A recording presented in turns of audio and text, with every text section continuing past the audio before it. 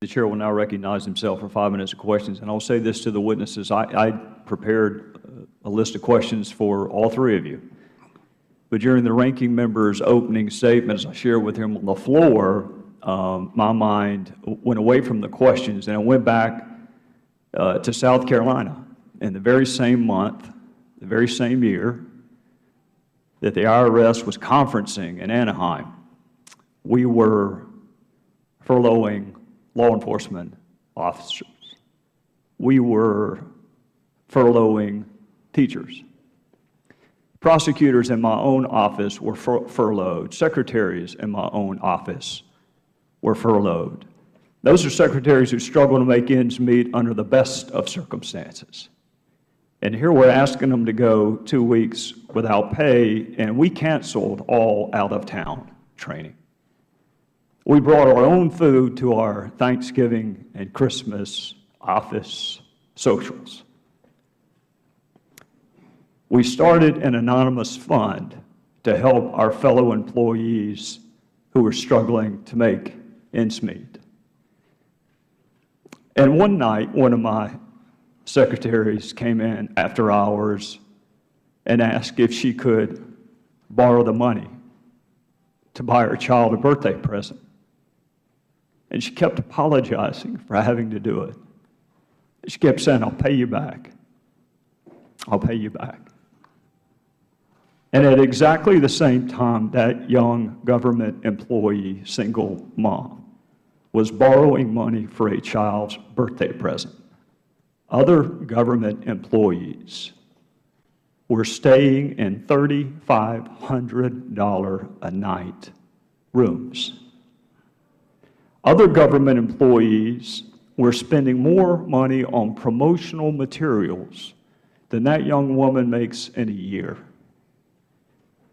And other government employees were spending more money on audience participation tools than that young woman makes in a year. So, Mr. Inspector General, I appreciate the work that you've done.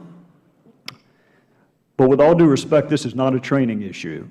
This cannot be solved with another webinar. This can't be solved with just one more recommendation. If we can just get that recommendation implemented, we're just one recommendation away from people acting responsibly. Mr. Inspector General,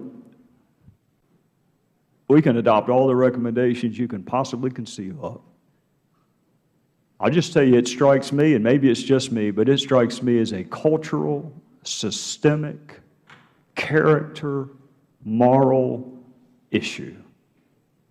The IRS has been in existence, depending on how you want to count, either since 1862 or 1918. But in either event, they've had 100 years to figure out that while your fellow Americans are losing their jobs and their health insurance and their homes, you do not spend $4 million at a conference for which there is no accountability.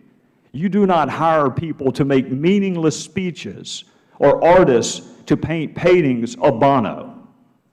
When your fellow citizens, the ones who pay your salary, are struggling, that is a character issue. Training cannot fix that. They sent more than 25 employees on a scouting trip